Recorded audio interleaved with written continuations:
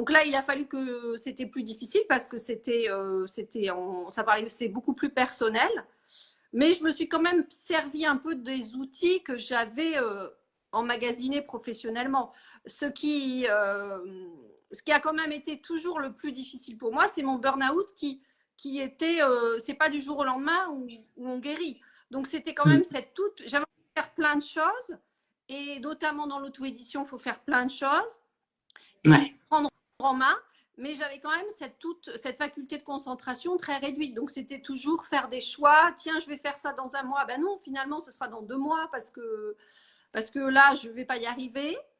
Et finalement, sur cette partie, voilà, moi, j'ai réussi assez facilement à pitcher devant des librairies, tu vois.